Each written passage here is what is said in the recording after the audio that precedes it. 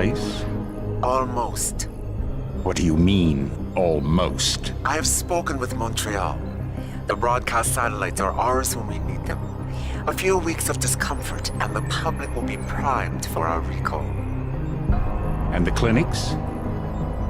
We control their birth rate. They will do as we say. I still think we should wait for the referendum. We can't afford to wait. America's Science Board convenes next month. But the mood among the delegates is shifting. I'm positive that given more time... No. By going public with this discovery, Sarif is forcing our hand.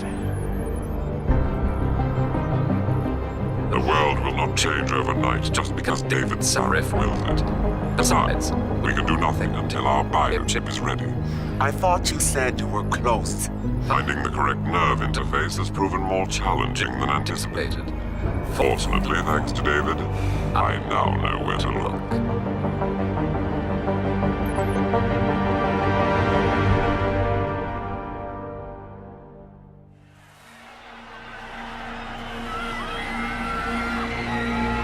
And in Washington tonight, crowds continue to gather in front of the Capitol. Most are demanding that Congress severely restrict efforts to alter the human body's abilities. This in response to claims made by biotechnology expert David Sarif that his firm may have discovered a way to make human-controlled evolution available to all. Sarif Industries researchers are set to arrive in Washington tomorrow to defend their claim. But for tonight, this is Eliza Kassan reporting to you live from Vegas. With all due respect, Major, I'll expect 2 security details waiting for us on the tarmac. No, we won't be going through the terminal. It's too exposed. Yes. I'm glad you understand. Good night, idiot. Something wrong? No, not for me, it isn't. But you keep pulling on that necklace, Dr. Reed, and you're gonna break it.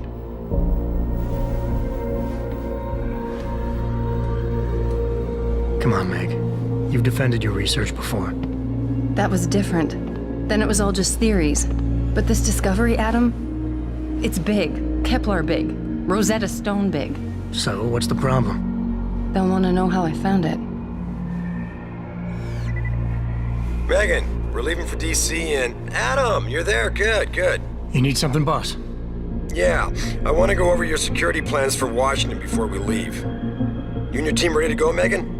Almost, David. We're just rechecking data. Well, make it snappy. We have to actually be in Washington before you can dazzle all those federally appointed know-it-alls. I hate it when he does that. Come on, I'll walk you part way.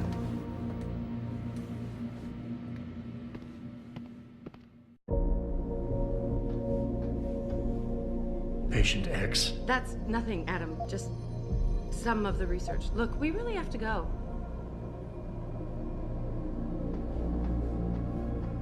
You still have this. It was a gift from our first date. It was a spur-of-the-moment purchase.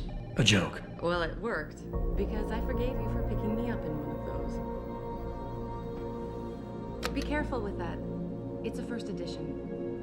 David bought it for me. Are you coming? In a second.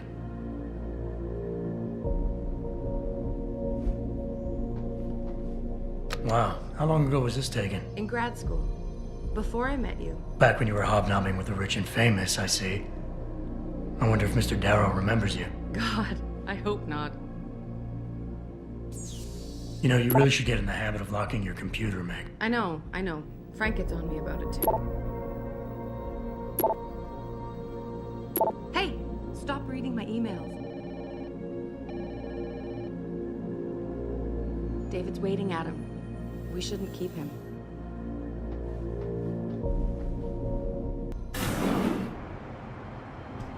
Warning. This lab is for authorized personnel only. What did you mean back there, Meg? About how you found it? Nothing. It's just my nerves talking. There's something I should know about this place, about Sarif. Megan, Hold on. we're still getting biochemical fluctuations across the artificial flow cells. Okay. But the increased neural peptides coming from the PDOT cluster could be throwing off your calibrations. Right. I'll double-check that. I can't believe you were asking about David. You've been here long enough to know... Eric! You wouldn't be avoiding me, would you? I wouldn't dream of it, Dr. Reed. I think I know why Declan's readings are off. Too many peptides? I'm thinking the glial tissue breakdown we noticed after splicing in the repressive protein might be the cause. If we had a better cytometer... We might get a more accurate reading that confirms your theory. I'll ask David to consider it. Well, if he orders one from Page Industries, maybe they'll throw in another cappuccino maker. You overthink everything, Adam. The work we're doing is good. We're helping people overcome their physical limitations. Yeah, except most of our clients seem to be DOD. You're doing It's good. not all Just another hour to go. We work with teachers, doctors, construction workers. Damn it! Watch it, Eddie. Those boxes are worth more than your salary. Sorry. Nia, you almost ready? For Washington? Huh. Ah, Dr. Reed. This is General O'Neill. Dr. Sevchenko was telling me you've made progress on the Typhoon. Yes, thanks to Vasily, actually. As I was saying, sir, the Typhoon uses a modified combat chassis like the one I'm wearing. But I've improved its design using shaped microcharges to propel the steel balls. And the backblast problem? Solved through kinetic bleeders in the augment. Here, watch. Go ahead.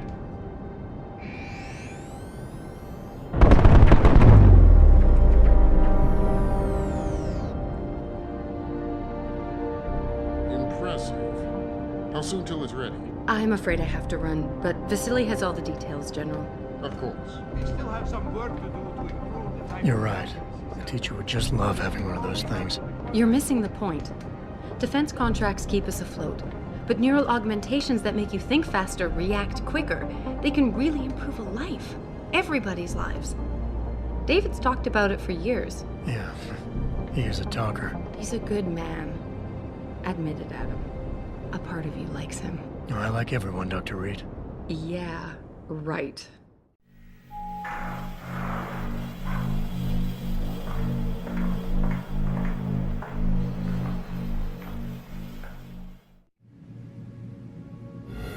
How far are you going? Diane's office. I forgot to leave her a key so she can walk Kubrick. He's gotten big, you know. Keeps knocking over all my plants. Did you destroy that vase yet? I moved it.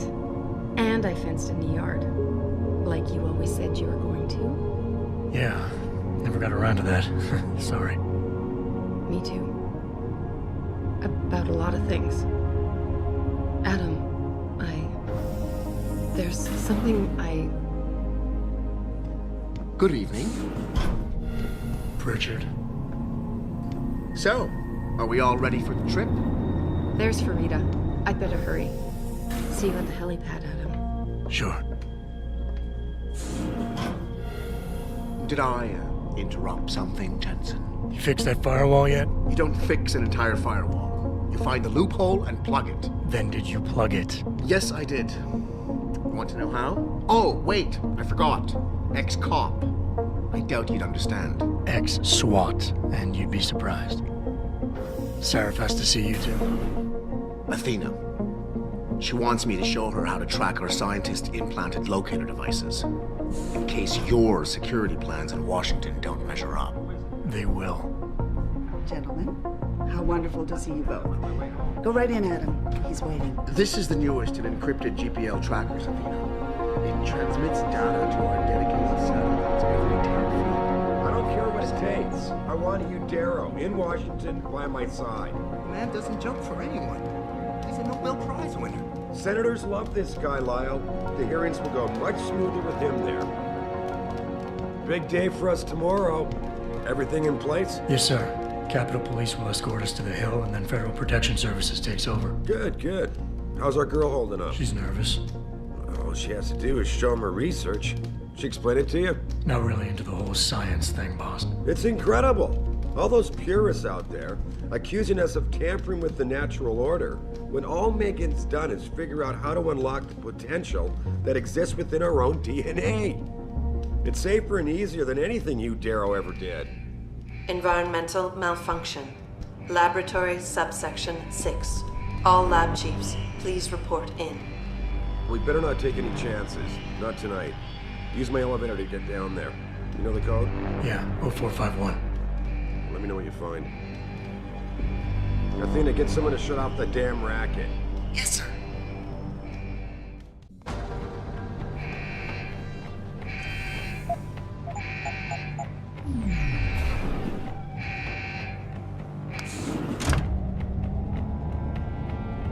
Pritchard, where's Megan? She report in yet? Her GPL implant shows her moving through the microchem labs.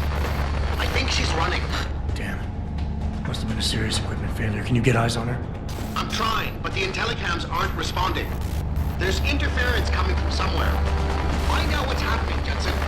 Hurry! Pritchard? Pritchard!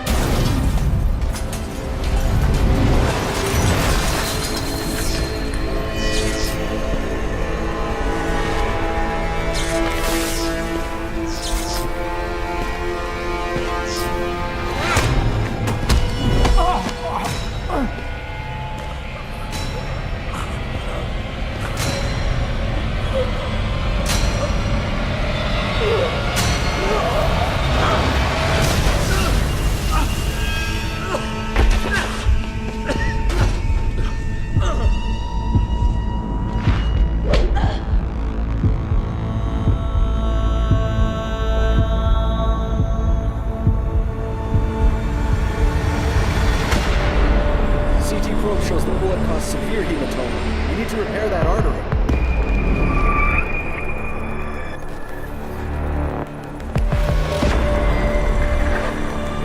My God, how thick was the glass?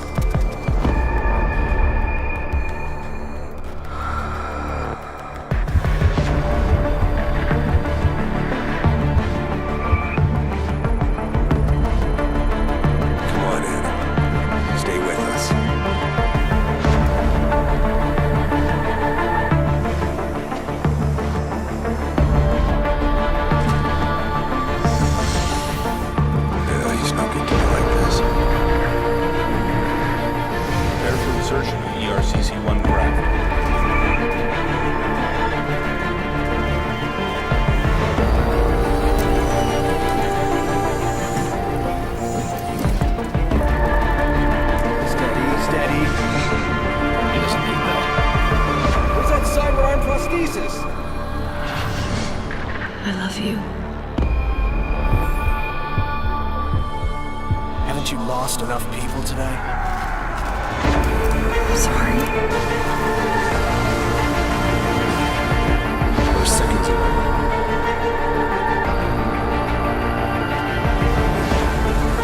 His body can take it.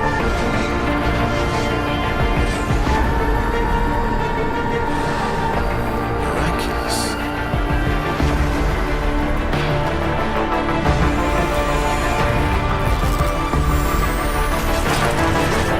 I think we got it, Doctor.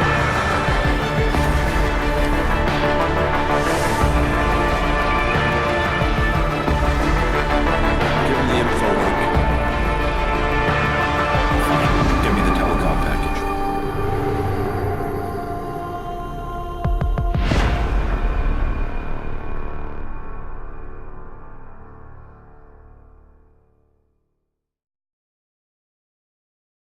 Hi, welcome to the Deus Ex Human Revolution Director's Cut commentary. Here is Jean-François Dugas, the game director on the game, and I'm with... Mary DeMarle, I am the lead writer on the game. And I'm Jonathan Jacques Billetet, and I'm the art director. And I'm Steve Shipkowski, I'm the audio director. And we'll have probably some guests with us today. What do you mean, almost? With the first cutscene, well, when we started this project, we were kind of like... It was important to us to have links to the X1, but we wanted it to be subtle. We didn't want it to be totally in your face, even though the first character you see is Bob Page.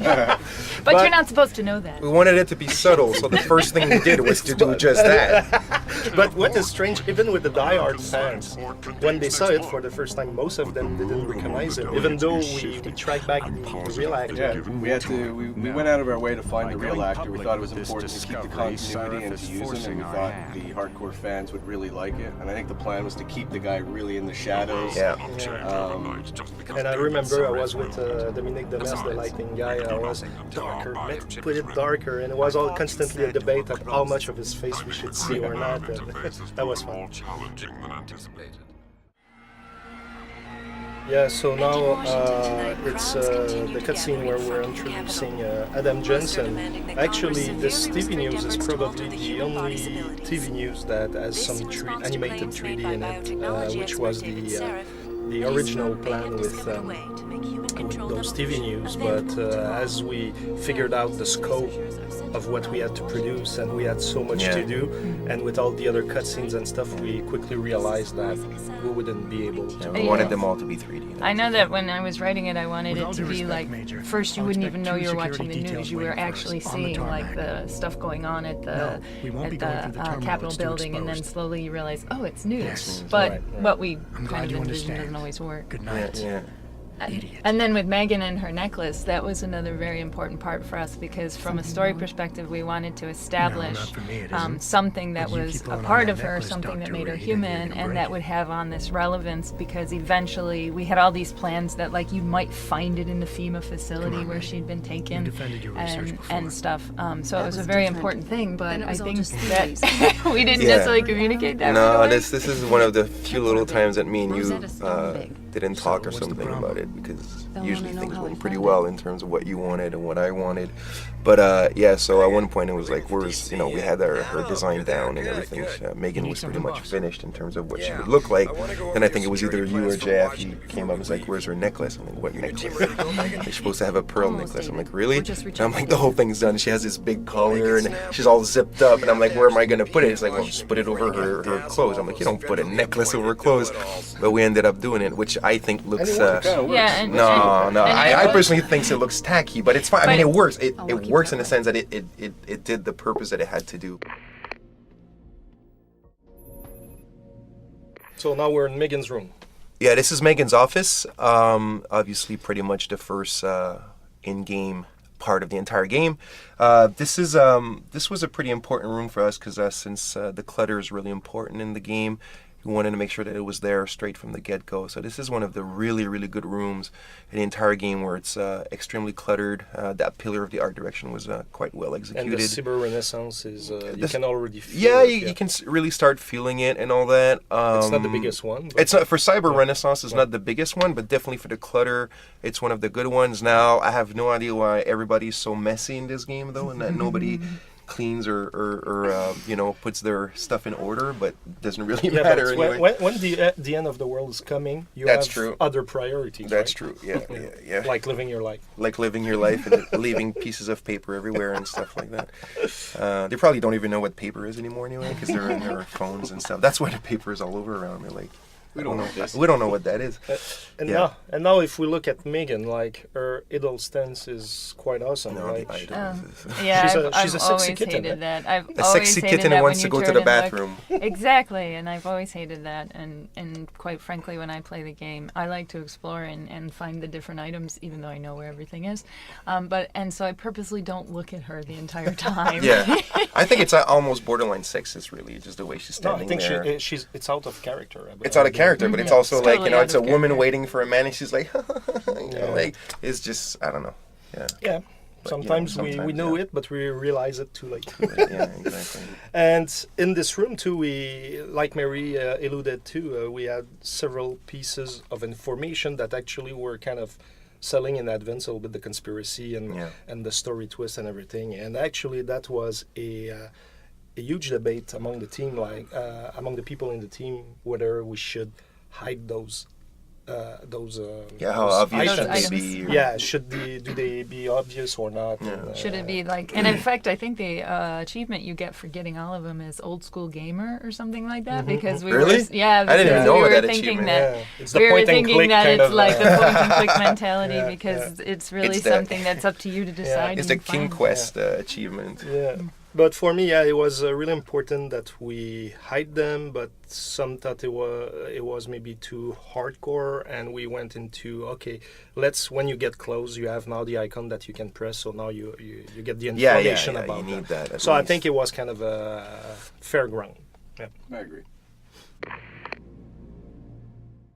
So internally, we've always referred to this section of the game as the walk and talk, and it actually wasn't the original opening for the game. We had a completely different idea for the opening to be more of a training mission where you're infiltrating your own company as part of a security test. But there was a lot of discussions among the team, and a lot of people didn't think we could pull that one off, and ultimately we ended up kind of taking a new direction on it and working in this kind of vein. It became the walk and talk, and actually was a nice way to have a good show-don't-tell moment, establishing the world and the characters. And exactly. And at first because I really liked the original idea, so I wasn't really keen for the direction. But then as I started working on the script, I really did kind of start to like how it shows off the world. Mm-hmm. But I remember the first draft of the script, I think it was Joe who pointed out that we were putting a lot of technobabble in there, and it sounded like much more Star Trek. It sounded like it was like a big spaceship that they were running, So we had to kind of go through extra passes to fix that and to lengthen it. Here to the right, it's cool. Like we have one of our artists he wanted to have an homage to the $6 Million Man, which was really really cool and showing off that we're not that young. That girl is such a bitch there. Stuff she said.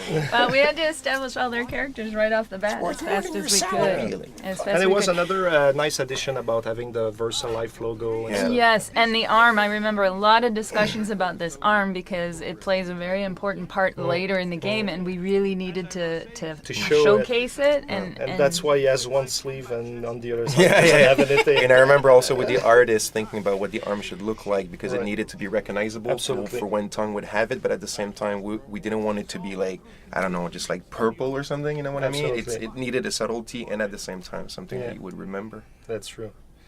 And that scene, like with the Claymore explosion, it's really cool. But it took so long before it worked. Like the dolls were always staying in the air or not moving or just falling on the ground.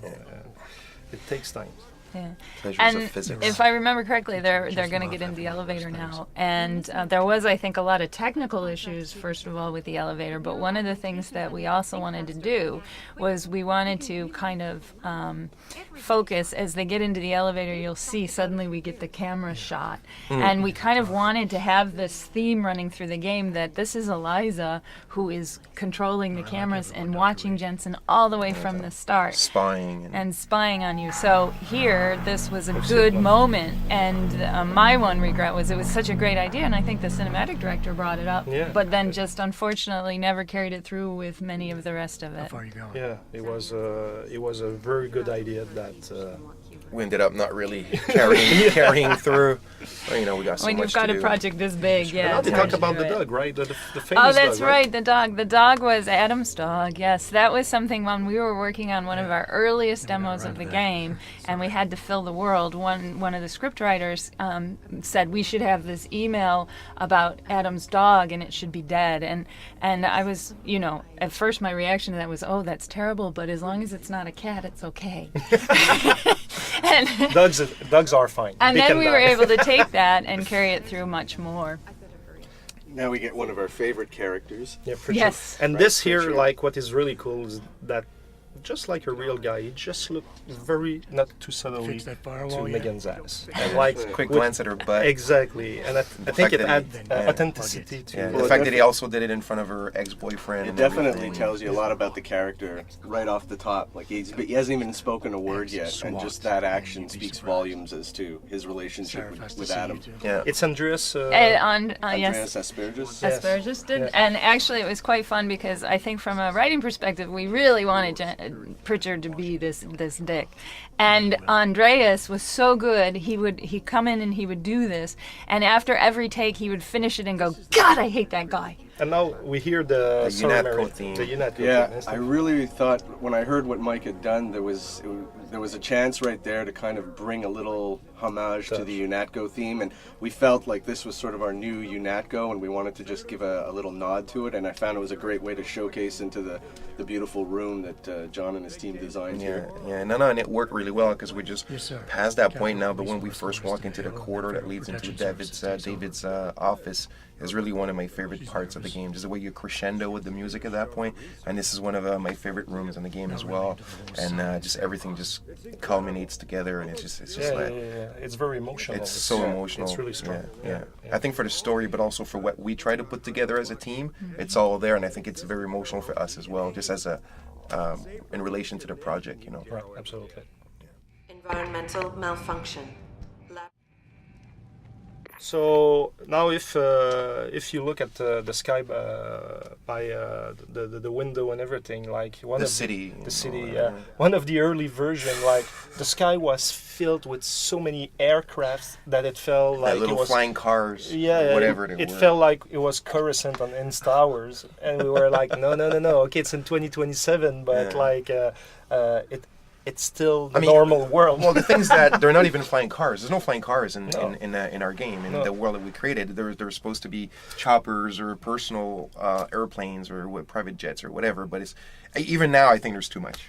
But it used to be columns, like in Coruscant. Yeah. It's much better, but it could have been It's much better, but it could have been. Because Adam has his chopper, but we never intended this to be a world where there was particularly suddenly people just flying around TIE fighters to go shopping or whatever, you know.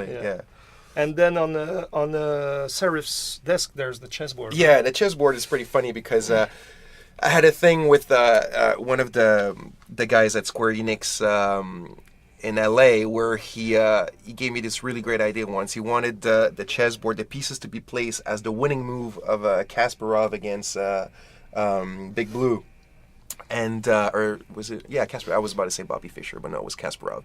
And I kept telling you, yeah, it's a great idea. We'll totally do it. And I was always forgetting, And every time they'd get a new build down in LA and he'd play it, and he would like send me an email, man. The pieces are still the pieces were still just like there's no game going on, And I was like, yeah, I'll do it.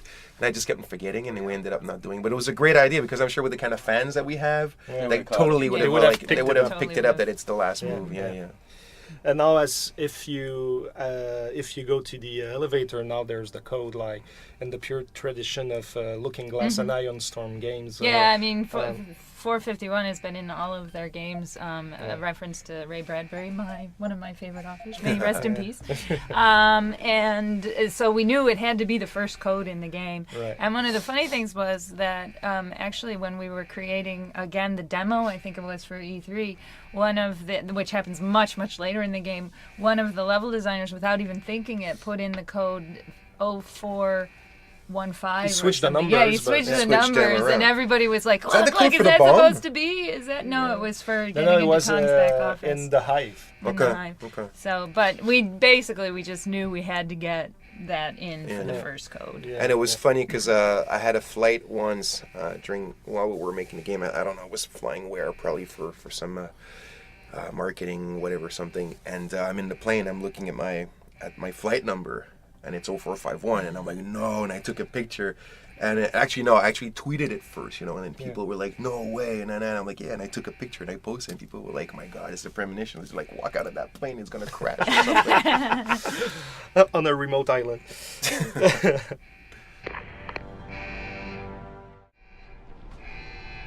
So this section where the attack takes place, originally what we had wanted to have was that you would actually go back through the area that you saw through the walk and talk, and kind of do that kind of whole Half-Life thing where you take the descent down and then you fight your way back through everything you saw earlier.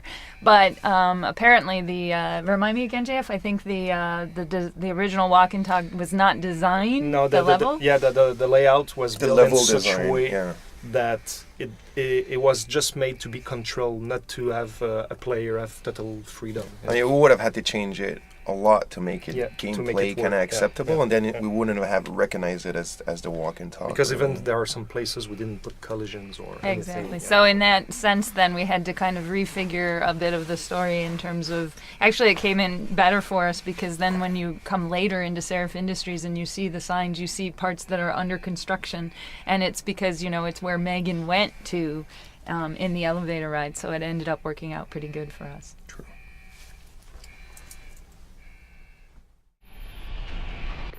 So here we're just right before the scripted event with Barrett, where he kills the scientist. What's funny is that originally in the map layout, as you were walking down this corridor, there was a window in front of you with fire and smoke. And what's funny, it's when you were getting there, it was triggering the scripted event. But players were attracted to the window to look outside, and they were totally missing the scene with Barrett and everything. And at some point, I asked the artist to remove and just put I would say a blend wall to make sure that players are attracted in the direction of Barrett. And after that change, like in the playtest and everything, it was working super fine. Damn artists.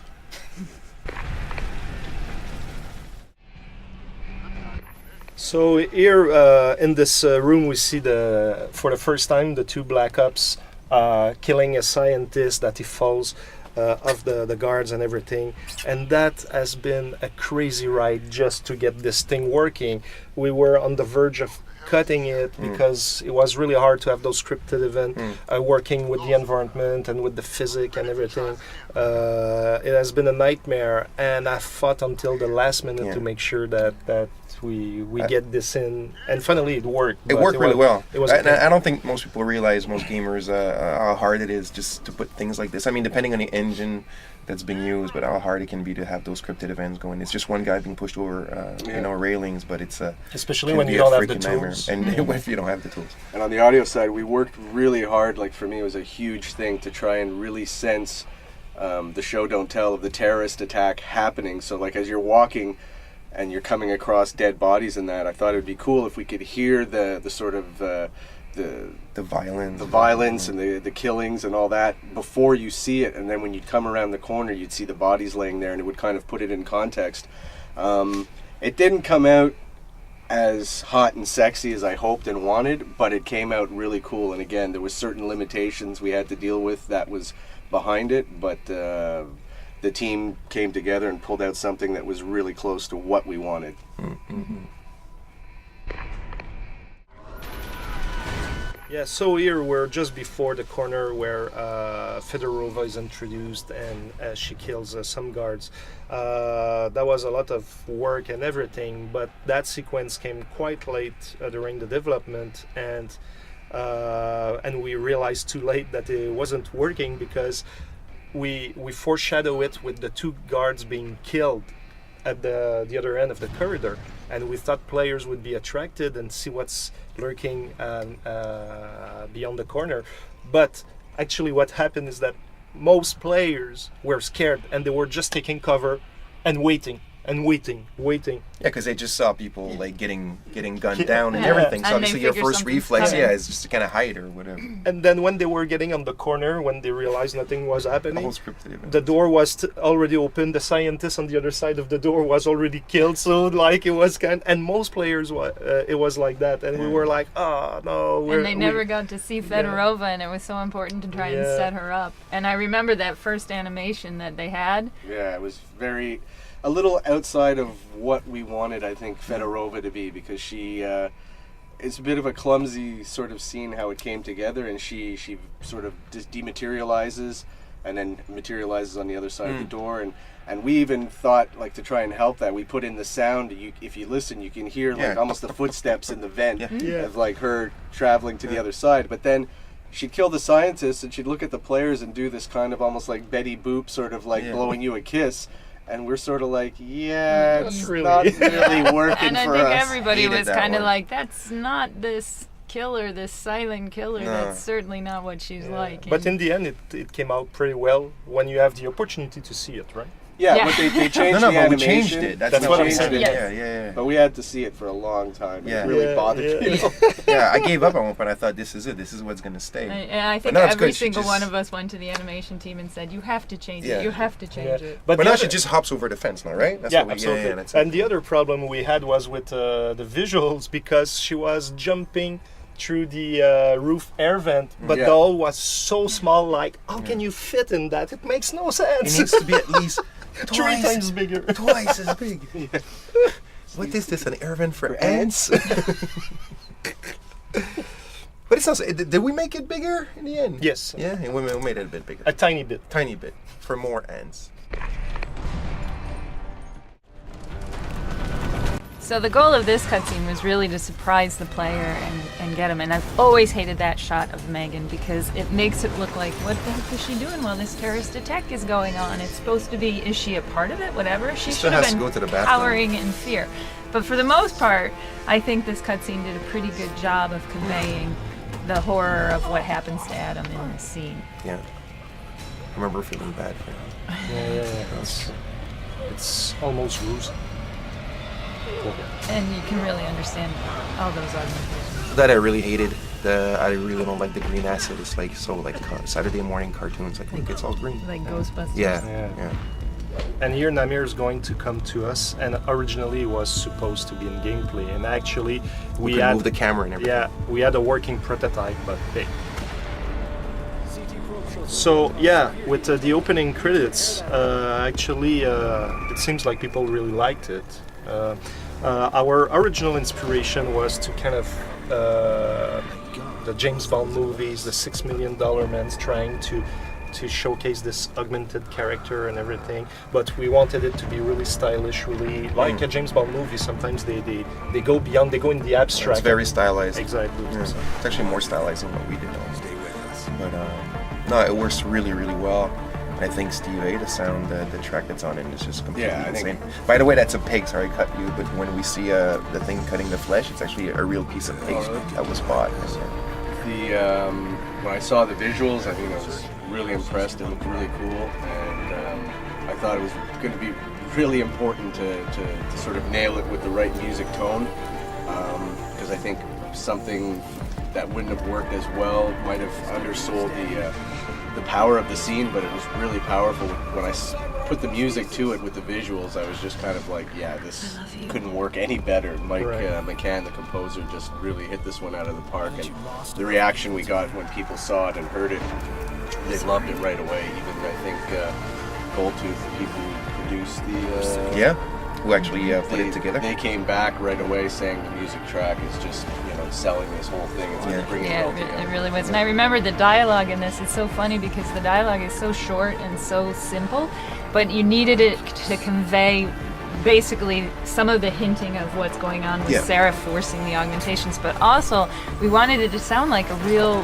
surgery and the kind of thing. So I remember giving it to one of the writers on staff and saying, could you kind of write these opening lines and stuff, and he was going on and researching all about operations and CCT scans and all these things, and in the end those little details are so important just to make it and pop it. Even if you can't hear it, it works.